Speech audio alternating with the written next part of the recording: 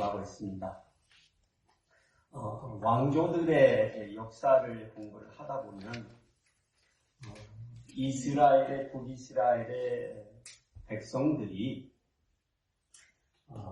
참으로 어쩌면 그렇게 하나님의 마음을 몰라주는 백성들인가 하는 마음에 우리들이 생각이 들게 됩니다.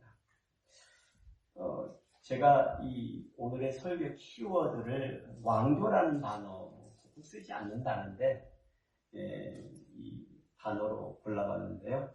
같은 왕가에 속하는 통치자들의 계열 또는 그 왕가가 다스리는 시대를 보통 표현하는 단어가 되겠습니다. 영어로는 다이내스티죠. 다이내스티. 이런 가문을 이루는 가문이 된다는 것은 세상에서 가장 성공한 가문이 된다는 거잖아요. 세상에서 차지할 수 있는 최고의 권력을 차지한 가문이 된다는 것, 왕족이 된다는 것은 대단한 것이죠. 저희는 북이스라엘의 약 200여 년의 이 긴 역사 가운데 길다면 길고 또 짧다면 짧지만 9개의 왕조들이 있었습니다. 9개의 왕조들인데 오늘 그 중에 4번째 왕조의 끝이 어떻게 전개되는지를 보게 될 겁니다. 여로보암 왕조가 있었고요. 바하사 왕조가 있었고 시므리 왕조가 있었고 오늘 저희들이 본문에서 다루는 열왕기하 9장에서 다루는 오므리 왕조에 대한 아합 왕의 가문이 되겠습니다. 대한 이야기입니다.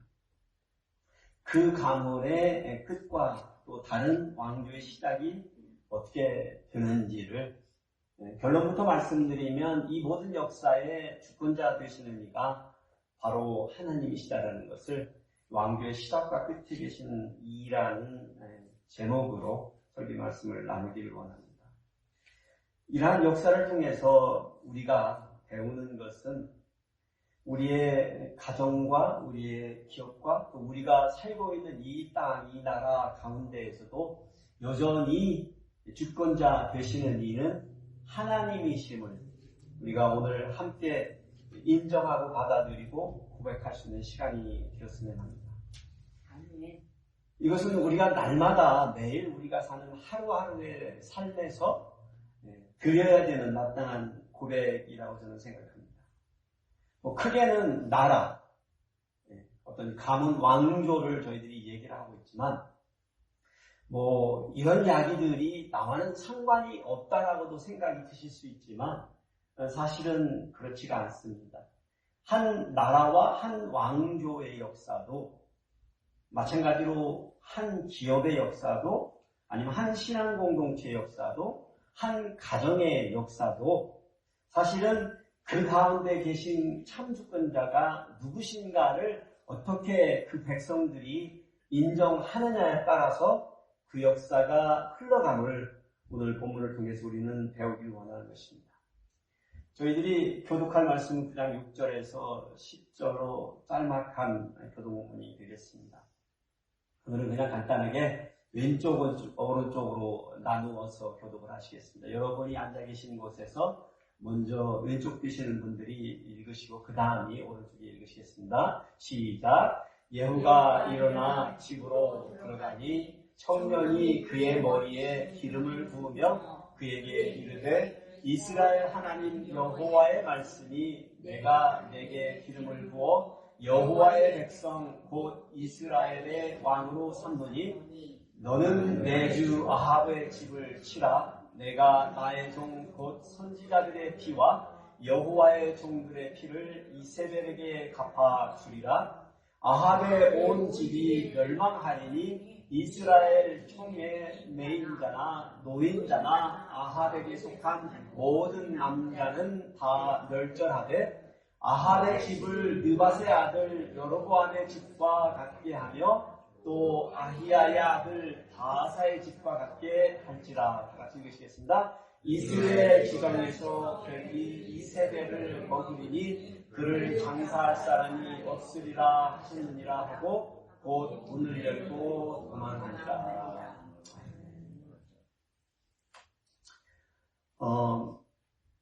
열왕기 하 6장에서 9장까지, 그러니까 오늘 본문 이야기 전까지의 이야기는 선지자 엘리사가 엘리야의 하나님의 사역자죠. 하나님의 종으로서 선지자로서의 부르심을 받고 그를 계승하여서 큰 선지자가 되어서 어떤 활동들을 했는지에 대한 기록입니다.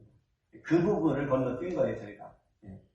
그리고 이제 그 역사 가운데서 하나님께서 어떻게 하나님의 나라, 다윗의 나라라고 부를 수 있는 이 동일 이스라엘을 분열시키시고 각출한 이 북이스라엘의 하나님이 되어주시는 듯한 그런 이야기들을 오늘 얘기하고 있는 것입니다. 오늘 이 이야기는 선지자 엘리사의 사역 중에서도 가장 중요하고 컸던 사역 중에 하나라고 말할 수가 있겠습니다. 그가 한 많은 사역들 중에 가장 중요했던 사역 중에 하나라고 볼 수 있는 사역입니다. 이 사건은 새로운 왕조의 시작, 한 왕조의 끝, 그 왕조의 파멸의 역사의 이야기입니다. 제가 오므리가 있었고 아합이 있었고 아하시아가 있었고 그 다음에 요람이라는 왕이 있었습니다. 지난주에 저희들은 여호람이라는 왕의 이름을 들었는데 오늘 본문에서 나오는 요람이라고 하는 사람이 여호람 왕하고 같은 사람입니다. 이름이 한자 차이가 있는데 사실은 같은 왕이에요. 여호람. 요람. 그래서 오므리 왕으로부터 시작되어서 아하시아 그리고 요람으로 통하는 이 4대의 오므리 왕조가 어떻게 처절하게 막을 내리고 또 다른 왕조가 출현하는지를 목격하게 되는 거예요. 이 사역의 이 모든 것의 중심점에는 엘리사 선지자가 있었던 것입니다. 우리가 이러한 역사를 통해서 세 가지의 것을 배워보기를 원합니다. 먼저 한 왕조의 새로운 시작은 하나님의 주권적 선택이라는 사실입니다. 한 왕조의 새로운 시작이 하나님의 주권적 선택이라는 거예요. 오늘 이야기에서 선지자 엘리사가 자신의 제자 하나를 불러서 길르앗 라못이라는 곳으로 보냅니다. 이야기가 그렇게 전개되기 시작해요. 그리고 그에게 임무를 주는데 nim시의 손자 여호사밧의 아들 예후에게 기름을 부어서 북이스라엘의 왕으로 세우라 한 것입니다. 여기에서 이 이야기의 과정 중에서 흥미로운 것은 보통 한 나라에 그 나라의 왕을 세우는 것처럼 중요한, 사실은 한 나라에서 왕을 세우는 것처럼 가장 큰 일은 없죠. 그렇잖아요. 요즘 이 나라도, 이 미국도 지금 대선 얘기 때문에 시끌벅적하잖아요. 한 나라의 왕을 세우는 일이 굉장히 중요한 일인데, 어찌된 일인지 이 큰 선지자 엘리사가 자기가 직접 가지 아니하고 작은 선지자 하나를 골라서 이름도 없는데 청년이라고 얘기를 하고 있지만 사실은 경험이 부족한 사람을 표현하는 것이죠. 어린아이라고까지도 번역할 수 있는 단어로 쓰여져 있는 한 선지자. 어떤 의미에서는 준비되어 있지 아니하고 경험이 부족한 선지자를 보내어서 북이스라엘의 왕으로 예후라는 사람을 세우라고 말하는 것입니다. 이게 우리들에게 말해주는 바가 뭘까요? 여러분, 우리는 늘상 큰 선지자가 당연히 해야 할 일이 아닙니까? 라고 생각하시겠죠. 여러분이 만일에 한 나라의 재상이라든지 아니면 캐비넷 멤버들이라든지 국회의원이라고 한다면 여러분 왕을 세우는 이 일에 큰 선지자를 초대하실래요? 아니면 한 청년 선지자를 초대하셔서 해주세요라고 말하실래요? 어떻게 하시겠어요? 보편적으로 여러분들 생각하나 큰 선지자가 와서 해야지.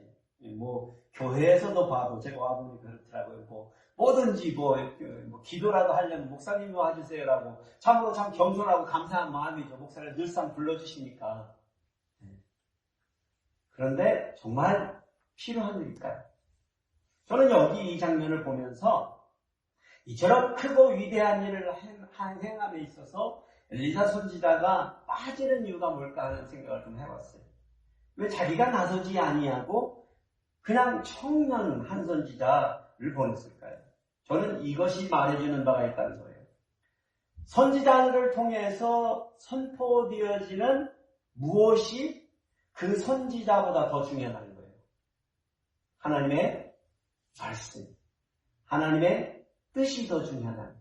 여러분이 목사가 그렇게 중요하고 큰 선지자가 중요하다라고 오늘날 표현을 한번 비유해서 보면 생각할 수는 있지만 목사나 여러분이나 별반 다른 아무런 차이가 없는 어떤 사람들이라고요? 똑같은 연약하고 죄 많은 인간들일 뿐이라는 거예요. 그 사람이 특별한 것은 그 사람을 통해서 선포되어지는 무엇이 있기 때문에요. 하나님의 말씀의 능력과 그 위대함이 있기 때문에. 그러면 결국에는 왜 모든 것이 중요해져요? 하나님의 말씀 때문에. 엘리사 선지자가 하나님의 말씀을 받고 그 말씀을 작은 선지자, 청년 선지자에게 말해주고 전달해주고 그것을 한 왕을 세우는 일에 선포하라고 했었을 때 작은 선지자는 어쩌면 어떻게 제가 갑니까? 큰 선지자님. 네. 친히 가소서라고 말했을 것 같아요. 네. 그런데 여기에서 그는 길르앗 라못으로 달려갑니다. 누가 하나님의 말씀을 전달하는 게 중요한 게 아니고 그 말씀이 선포되어지는 게 중요하다. 제가 평신도 때 연변으로 단기선교를 가가지고 처석교회에 가서 이제 설교도 하고 이제 말씀도 가르치고 그리고 나서 침례를 베풀었습니다. 그래서 압록강에 가서 한 형제님을 배 타고 나가가지고 그물에 가서 침례를 베풀고 한 자매는 너무 추운 겨울이었기 때문에 부엌 옆에서 큰 다라를 놓고 거기에 들어가서 침례를 주고 그랬던 기억이 있습니다. 그런데 그 다음에 갔을 때 무슨 현상이 벌어졌냐면 장로교회에서 선교팀들이 또 온 거예요. 그 교회에. 그래서 이제 사람들에게 물은 거예요. 누가 와서 설교하고 누가 와서 침례를 베풀었나? 그랬더니 뭐 한 집사가 와서 이 침례를 베풀고 그랬다고. 아니 그런 이단들이 어디 있냐? 그런 큰 일은 누가 해야 된다고요? 목사가 당연히 해야 된다고 해가지고 침례를 다시 주고 교단을 바꿨다라는 얘기를 들은 적이 있습니다. 얼마나 슬픈 일인지 몰라요. 물론 목사가 있으면 질서가 있으니까 당연히 하면 좋지만 뭐 여기는 엘리사가 있었는데도 불구하고 어쩐 일인지 빠졌는데 중요한 것은 뭐예요? 하나님의 이름과 그 영광이 드러나는 데 있다는 거예요. 그런 식의 생각을 하는 발상을 하는 사람들이 행여 여러분들이 그런 부류의 사람이라면 정말 들여다봐야 될 게 있어요. 정말 여러분이 그 큰 선지자를 존경해서 그러느냐? 정말 그러느냐는 거예요. 그러면 괜찮다고 저는 생각해요. 정말 여러분의 마음속에서 그런 마음들이 있어서 좀 더 큰 사람이 와서 했었으면 하는 바람이 그렇다면 그런 것이라면 그런데 저는 그 전달되어지는 그 말씀에 대한 그 능력에 대한 불신이라고 저는 생각합니다. 우리가 하나님의 말씀을 가지고 선포하고 말할 때 거기에 대한 불신이 우리 속에 있기 때문에 우리는 그 사람 전달되어지는 매개체를 바라보고 그 사람에 끌려 있다는 거예요. 여기 보시면 우리는 또 다른 중요한 진리를 봅니다. 한 왕조의 시작은 늘상 우리는 이렇게 생각해요. 한 왕조가 끝이 났으니까 다시 시작되는 거 아니냐 이렇게 생각한단 말이죠. 그런데 여러분이 교회를 오래 다녀보시고 성경 공부를 한 분이시라면 많은 경우에 이스라엘의 역사 가운데는 어떤 현상이 벌어지냐면 그 반대 현상이 벌어지고 있어요. 우리가 이루고 있는 왕조, 우리가 현 상태를 유지하고 있어요. 그런데 하나님께서는 미리 끝이 난 게 아닌데 미리 누구를 준비하셨어요? 새로운 왕을 세우셨다는 것 사실. 이거를 이해하는 것은 저는 굉장히 중요하다고 저는 생각합니다.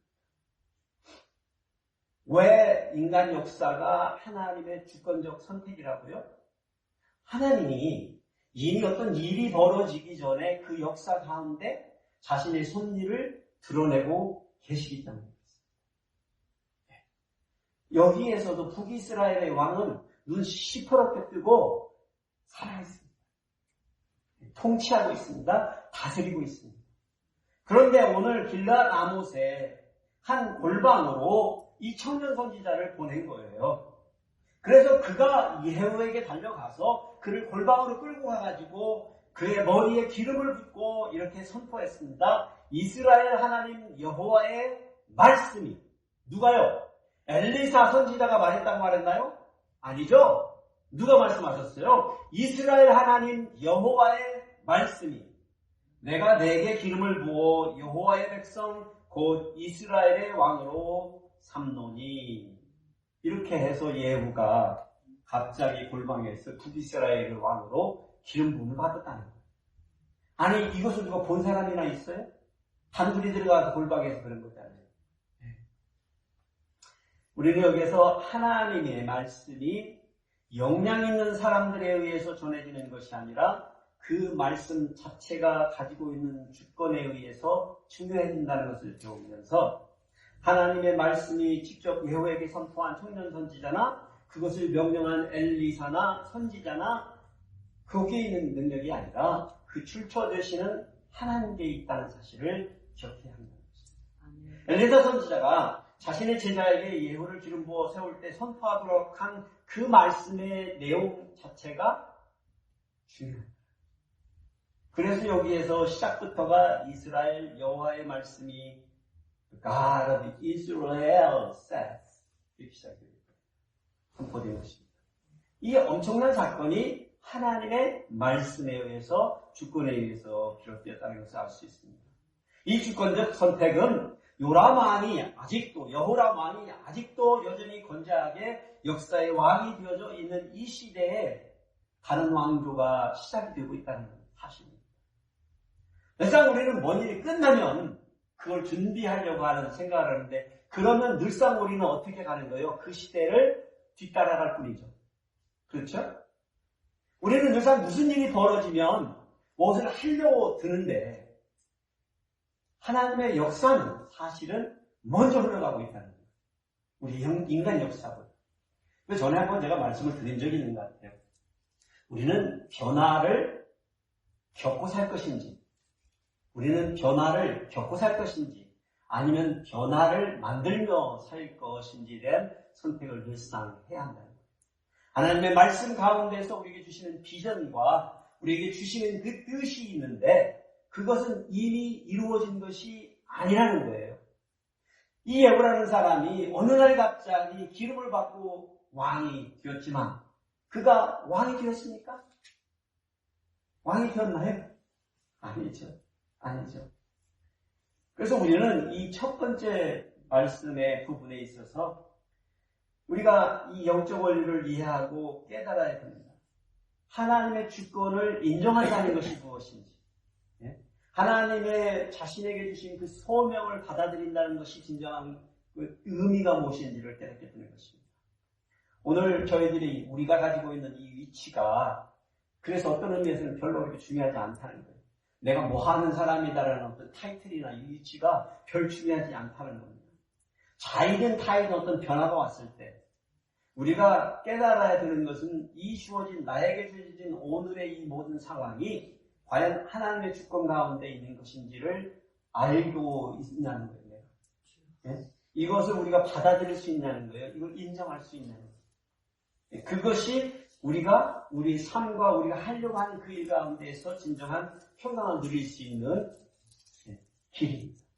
그렇지 않으면 늘상 갈등하게 되는 것이에요. 우리의 자신의 위치와 상황과 이런 것에는 상관없이 하나님의 주권을 인정하는 법을 배워야 되고 신뢰하는 법을 배워야 된다. 자포자기를 하자는 얘기가 아닙니다.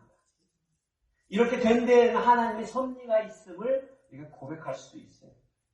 그렇게 해서 하나님의 계획과 그 뜻이 우리의 삶 가운데에서 이루어지도록 기대하고 기도하는 사람이 되어야 됩니다. 그럴 때 비로소 우리는 어떤 사람이 되냐면 능동적인 사람이 되는 것입니다. 비전을 성취해가는 사람이 되는 것입니다. 비전을 만들어가는 사람이 되는 거예요. 하나님의 뜻 가운데서. 그렇지 않으면 늘상 역사의 뒷공문만 붙잡고 쫓아가는 사람들이 될 것입니다. 날마다 하나님을 신뢰하고 그분의 뜻을 받아들이고 이루어드리기 위해 최선을 다하시는 저와 여러분이 되시길 축복드립니다. 두 번째를 우리가 배우는데요. 한 왕조의 뜻은 당연하게 누구에게 있습니까? 하나님의 주권적 예언의 말씀에 있음을 보게 됩니다. 자, 북이스라엘의 새로운 왕으로 예후가 기름 부음을 받았지만 여전히 북이스라엘은 요람이라는 이 왕이 건재해 있다고 말씀을 드렸습니다. 그러니까 이 청년 선지자는 그저 지금은 어떤 사람이 된 거예요? 세상적으로 보면 어떤 사람이 된 거예요? 이제 이는 반란자일 뿐입니다. 반란자죠. 그렇잖아요. 왕이 살아계신데 왕이라고 자부할 수 있는 사람은 반란자고 죽어마땅한 자일 뿐이죠. 그렇죠. 그에게는 지금 왕좌도 주어지지 않았고 궁궐도 주어지지 않았고 신하도 주어지지 않았고 백성도 주어지지 않았습니다. 그는 그저 기름 부음 받아서 한 젊은 청년 선지자가 기름 부음 받아서 북이스라엘 왕이다라고 선포했을 이 의식을 골방에서 촬영하게 했을 뿐이라는 거예요. 현실적으로는 그는 아무것도 아닌 것이죠. 그저 그냥 하나님의 말씀을 들었을 뿐이고 기름 부음을 받았을 뿐입니다. 어떤 경우에 있어서는 저희들이 어떤 신앙의 공동체 안에서 저희들이 한 어떤 연합의 일들도 그렇습니다. 뭐 그렇게 간단한 일들을 어떻게 그냥 어떤 의미로 할 수 있느냐 그러지만 교회, 이 신앙 공동체가 가지고 있는 우리 침례교회, 남침례교회가 가지고 있는 굉장히 중요한 원칙이 있습니다. 우리는 이 조그마한 신앙의 공동체가 주님의 온전한 주님의 몸이라고 여기고 그렇게 믿고 있습니다. 그래서 이 공동체가 사람이 얼마나 많아서가 중요한 게 아니라 우리가 내리는 모든 결정과 선택은 주님의 몸이 내리는 한 교회가 내리는 선택이고 그것이 하나님 나라의 뜻으로 받아들이는 것입니다. 교단이 없는 이유가 거기에 있습니다. 사실 많은 분들이 이 부분을 몰라요. 남침례교 교단이 있다라고 목사님까지 그렇게 생각을 하시는데 원래 남침례교는 교단이 없고 컨벤션이 있는 것입니다. 그리고 오로지 이 독립교회가 있어요. 그래서 우리는 교단의 뭘 얽매여 사지 않습니다. 중요한 건 우리가 교단의 선교의 일을 위해서 돕는 일을 하죠. 장로교와는 다르죠. 장로교는 교단에서 치료를 하지만 우리는 그렇지 않습니다. 거기에는 놀라운 이 영적 원리가 있기 때문에 그렇습니다. 그래서 아무리 적은 교회라도 그 교회 안에서 선택하고 벌이는 모든 결정들은 주님의 몸된 교회의 결정들이라는 거예요. 오늘 우리는 골방에서 벌어진 이 사건을 바라보면서 그것이 과연 한 나라에 치명타를 줄 만한 아니면 영향을 끼칠 만한 일이 될 수 있느냐 없느냐 생각을 해볼 수도 있지만 하나님이 하시는 일이라는 거에 있어서는 분명한 것입니다. 그러니 왕을 위해서 받은 것이 그에게는 어떤 세상의 영화나 권력이 아니었잖아요. 오히려 예후라는 이 사람에게는 그저 크고 놀라운 두려움밖에 없었을 거예요. 그렇잖아요. 이제 이것을 알게 되면 누가 알게 되면 하긴 어떤 사람이라도 알게 돼가지고 이거를 왕에게나 누구에게 권력 있는 사람에게 고발이라도 한다면 자기는 어떻게 되는 겁니까? 죽는 것이죠. 죽는 것이죠.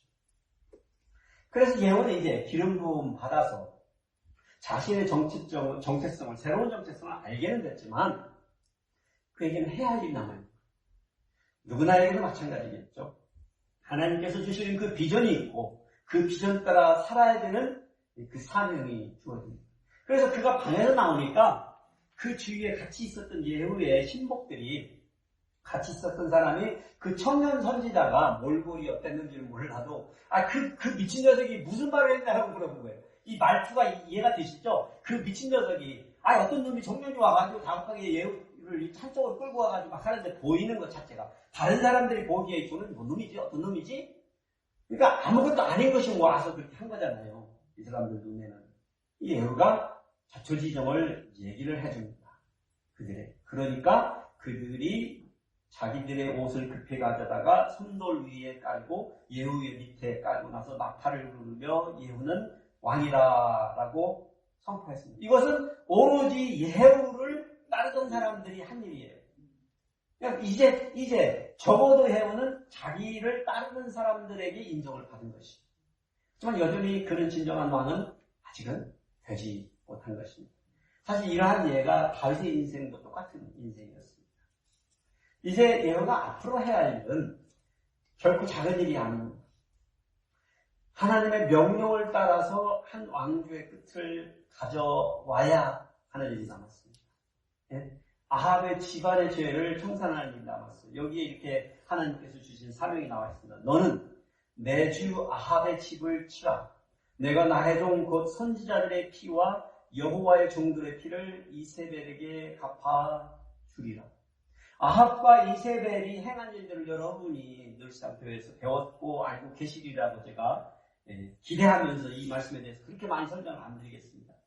아합과 이세벨은 북이스라엘의 20명이 되는 그 임금들 중에 왕 중에 가장 영적으로 악한 사람이라고 일컬어지고 있는 이후에는 바알과 아세라상을 우상을 섬겼고 그리고 많은 하나님의 선지자들을 죽이는 놀라운 일을 벌였기 때문에 악한 일을 벌였기 때문입니다. 그래서 예후에게 주어진 이 사명, 새로운 사명은 구테타를 일으켜서 그 아합의 왕조의 끝을 가져오라 라고 하신 것입니다. 그런데 그때 북이스라엘의 왕 요호람은 그러니까 아합의 아들인 거죠. 이 아람 왕과 그때 당시에 하사엘이라는 사람 왕과 함께 전쟁을 벌이고 있었습니다.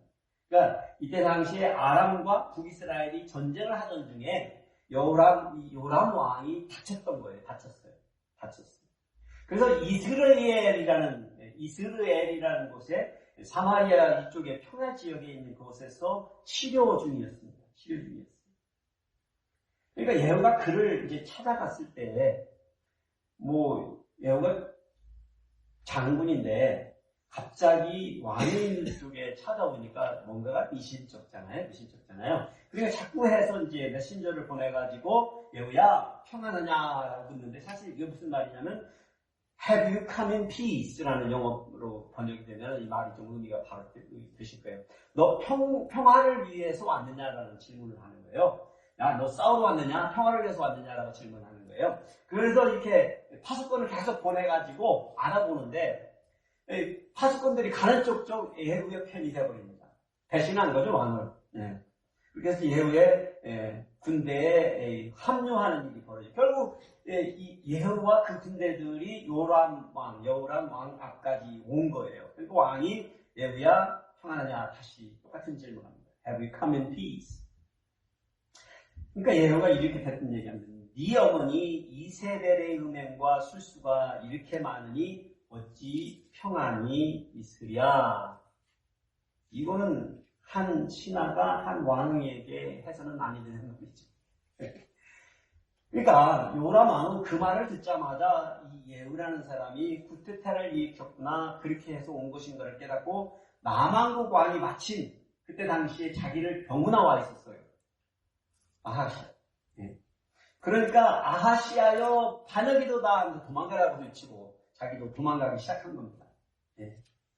예후가 힘을 다해서 도망을 쳤는데 요람이 힘을 다해서 도망을 쳤는데 예후가 활을 꺼내가지고 활시위를 당겨서 왕을 향하여 쏩니다. 그래서 두 팔 사이를 썼다고 했어요.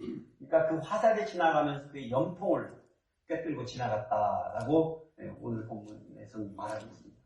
그렇게 해서 그가 그 병거에서 엎부러져서 죽은 겁니다. 왕은.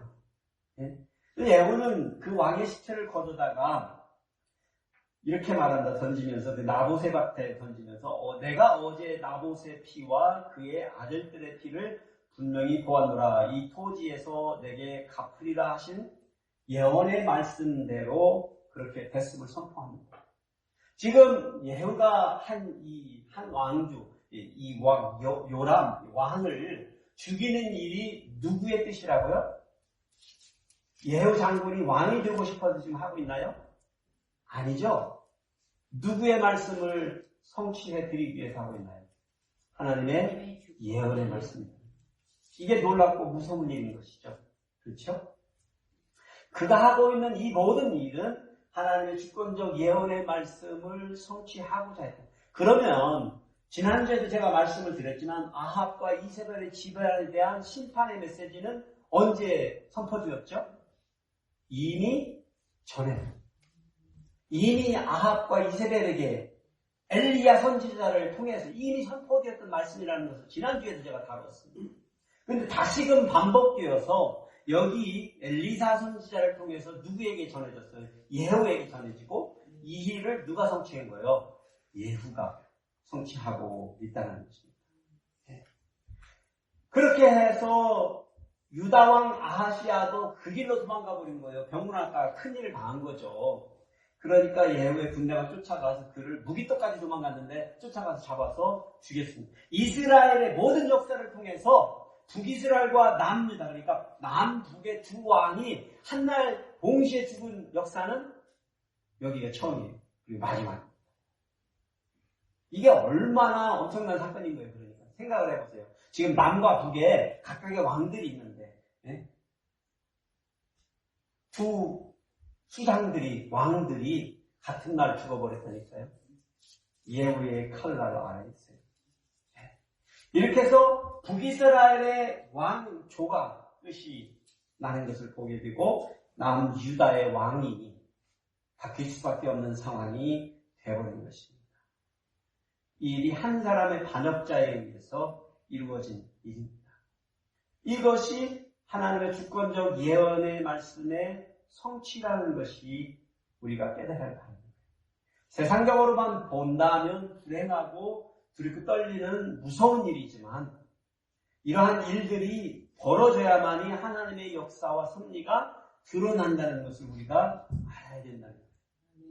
무작정 세상에서 벌어지는 우리가 생각하기에 없어서는 안 될 불행한 일들을 그저 뭐 잘못돼가지고 벌어지는 일처럼만 치부해서는 아니 되는 것입니다. 믿음이 있는 사람이라면 이 세상에 편만에 있는 많은 사악한 것들, 악한 것들, 죄악들을 하나님은 여전히 다스리시기를 원하시고 심판하시기를 원하십니다.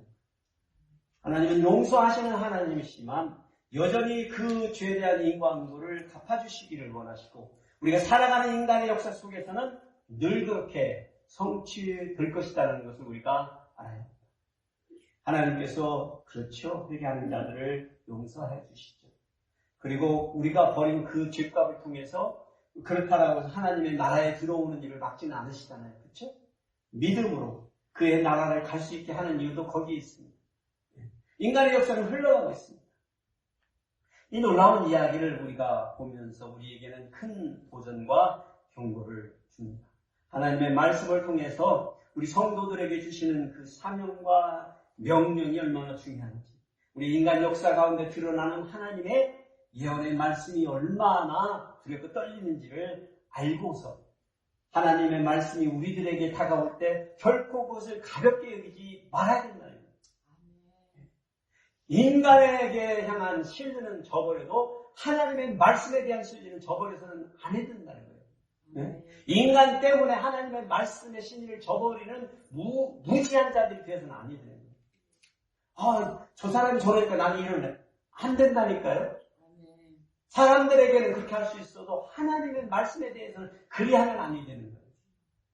우리가 끝까지 붙들어야 되는 것은 하나님의 말씀을 우리 인생의 나침반처럼 여겨서 그곳에서 떨어지지 않는 거예요. 그것을 포기하지 않는 거예요. 그래서 우리로 하여금 늘상 우리의 삶을 지혜와 그분이 주시는 지혜와 말씀으로 인도해 나가고 그럴 때 우리가 오늘날의 우리 시대에서 벌어지고 있는 현상을 우리가 이해하게 되는 것입니다. 지금 뭐 세상에서 벌어지는 일들을 보면 얼마나 케아틱해요.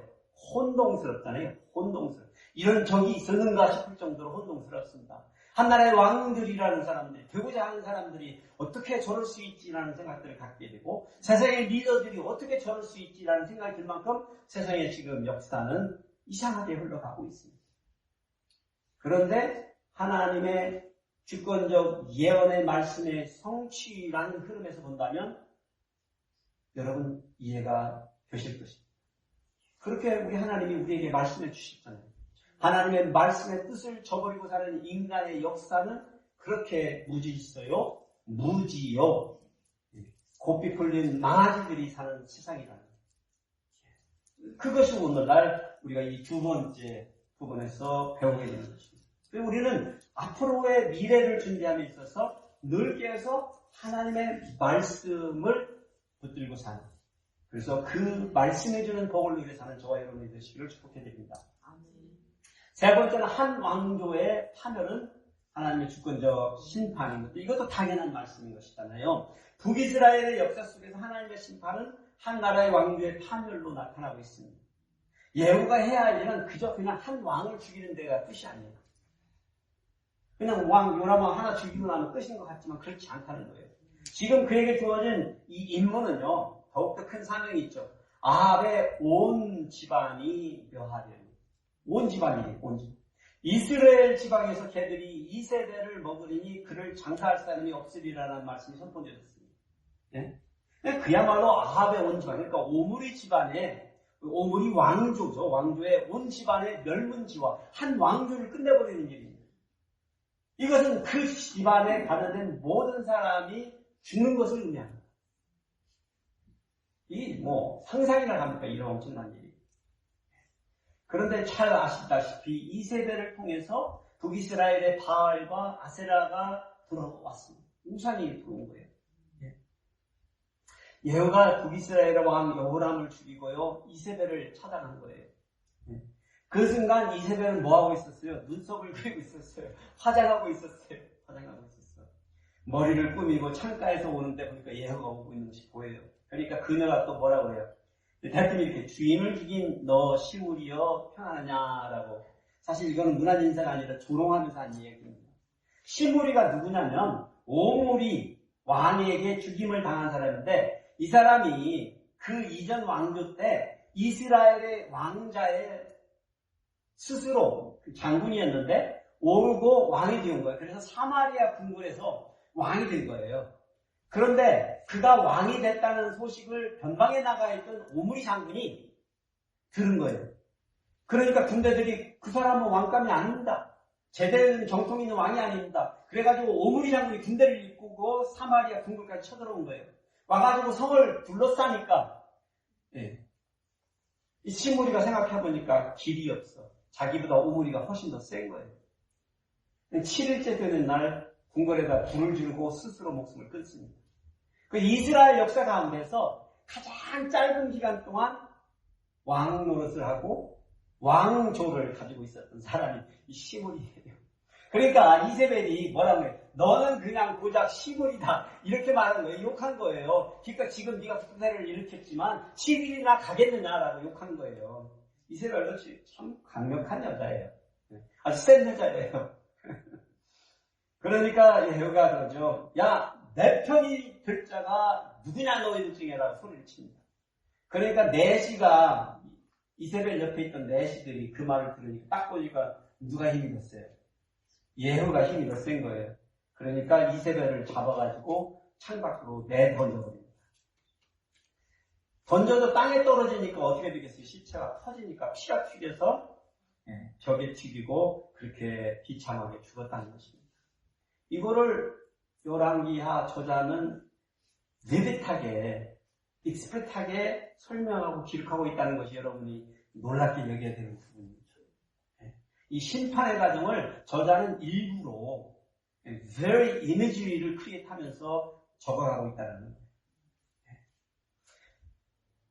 그렇게 길가닥에 벌어지고 만 거예요. 그러니까 나중에 예후가 그래도 한 나라의 왕비였는데 시신을 수습해다가 장사 지내주자라고 해서 수습하러 갔는데 어떻게 된 거예요? 두글과 발과 손뼈밖에는 못 찾았다는 거예요. 그런데 예후가 그때 깨달은 거예요. 예후가 그때서 깨달은 거예요. 여기 이 말씀이 이런 예언이 있었다는 걸 기억한 거예요. 그 시체가 이스라엘 토지에서 거름같이 밭에 있으니 이것이 이세벨이라고 가르쳐 말하지 못하게 되리라. 형상을 알아볼 수 없을 정도로 그 시체가 될 거라는 예언의 말씀이 지금 여기서 거름으로 번역이 됐지만 사실은 원어에는 똥이라는 표현입니다. 똥. 이런 무시무시한 예언의 말씀입니다. 오늘 우리들은 이러한 말씀들을 겪으면서 하나님의 공의와 심판의 엄중함을 상기시켜 주죠. 예후의 사명이 단지 왕을 제거하는 것이 아니라 한 왕조의 끝을 내는 일. 그것은 그 나라에서 하나님 앞에 악이 되는 모든 것을 근절하는 일이었다는 거예요. 네. 우리가 전반적으로 배우는 역적 원리 하나가 있습니다. 인간 역사의 흥망성쇠는요, 이 세상의 주권자 되시는 누구로부터 오고 있어요? 하나님께로부터. 그분의 뜻과 그분의 기대에 부응하는 삶을 사는 것이 저와 여러분 그분의 백성된 자들에게 주어진 최우선의 과제입니다. 누가 누구를 위해서 사는 게 아니고, 내가 누구를 위해서 어떤 일을 하는 게 아니고, 아니라니까요? 아니에요. 여러분이 누가 마음에 들어서 그분을 위해서 교회를 세우는 게 아니죠. 여러분이 목사가 마음에 들어서 열심히 사는 신앙생활 하시는 성도, 목사가 마음에 안 들어서 신앙생활을 부족하게 하는 성도, 아무 의미 없습니다. 그 목사가 떡이라도 하나 주던가요? 하다못해 칭찬이라도 제대로 해주던가요? 그런 사람 겪어보셨어요? 오로지 누구의 말씀에만 여러분이 붙들리는데 하나님밖에 없는 거예요. 제가 여러분을 무시하는 것 같이 느껴지시겠죠? 아니에요. 그럼 결국에는 우리 성도들에게는, 하나님의 백성들에게는, 아니요, 이 세상에 있는 모든 인간들에게는 최종적으로 하나님의 말씀밖에는 없어야 되는 것입니다. 그래야 실망이 없고 실패가 없고 불행이 없는 거예요. 누구에게 기대해봤자라니까요. 누누이 말씀드리지만 그저 갈 길을 가는 것입니다. 하나님의 뜻과 섭리가 우리 가운데 드러날 때에만이 우리 삶이 제대로 가는 것입니다. 인간 흥망성쇠는 하나님의 주권에 달려있음을 고백할 때 우리는 비로소 모든 것을 내려놓은 인생을 살 수 있습니다. 이런 생각이 안 되면 아직도 내 힘으로 살고 있고 내 계획으로 살고 있고 내 뜻대로 살고 있는 거예요. 오늘 우리는 열왕기하 9장을 통해서 이 북이스라엘의 왕조를 자신의 뜻대로 세우시고 끝내시는 주권을 가지고 계시는 이 하나님의 모습을 봅니다. 그러니 이 말씀을 오늘 우리는 저희는 배웠습니다. 그리고 우리는 어떤 생각을 하게 됩니까? 우리 각자의 삶 속에서 과연 하나님의 역사가 드러나고 있습니다. 하나님의 손길이 느껴지십니까? 그렇다면 내가 하나님의 뜻과 하나님의 손길을 느끼는 삶이라면 그것이 내 뜻대로일까요? 내가 기대하는 대로일까요? 어떻게 생각이 드세요?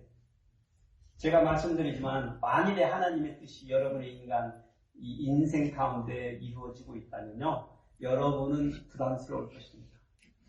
여러분은 힘이 들 거예요. 여러분에게는 도전이 생길 거예요. 결코 편하고 안주하는 삶이 될 수 없습니다. 예후가 하나님의 부름을 받았을 때 그는 반역자가 되었습니다. 그러나 우리는 늘상 그래. 하나님이 나와 함께 하시면 변화가 없으리라, 불행이 없으리라, 큰일이 없으리라, 평안하리라. 예후야, 평안하냐? 라는 질문이 왜 반복돼서 나오는 거예요? 평안할 수가 없다니까요, 지금? 하나님의 말씀의 성취가 이루어지고 있는데 언제 평안이에요? 내 마음이 편해요. 세상이 이렇게 흐트러져 가고 있는데 하나님의 백성들에게, 하나님의 리더에게 어떤 평안이 있을 수 있어요? 결코 그럴 수 없습니다. 우리 눈에 보이지 않는 하나님의 섭리는 어떻게 이루어지고 있어요? 흘러가고 있다니까요, 지금. 우리의 인간의 역사보다 앞질러서 가고 있어요, 하나님의 섭리는. 하나님의 그 섭리를 이루어가 계시는 하나님이 서서히 우리 눈에 보이기 시작할 때, 이 땅 가운데 어디 세상의 끝에서 일하고 계신 하나님이 보이는 것입니다. 우리 가운데 역사하시는 하나님의 모습이 보이는 것입니다. 모든 일이 행복하고 다 좋으니까 그곳에 하나님이 계신 게 아니라 어렵고 힘들고 갈등과 다툼이 있는 그곳에 하나님이 일하고 계시다니까요. 혼동스럽고 고통스러운 순간순간 그 속에 하나님이 계시다고요. 잘 될 때 그곳에 하나님이 왜 계실까요? 그럴 필요 없잖아요. 우리가 잘하고 있는데. 그래서 우리는 늘상 우리의 어떠한 상황 가운데에서도 그분이 일하고 계심을 인정하고 받아들이시고 또 느껴지지 아니하시면 그것을 기대하고 기도하는 성도들이 되어야 합니다. 그렇게 하나님의 주권적 역사가 우리 교회 안에서 그것도 힘들면 내 삶, 내 개인의 삶 안에서 그렇게 펼쳐지기를 늘상 마음으로 바라시고 소망하시는 저와 여러분이 되시기를 축복해 드립니다.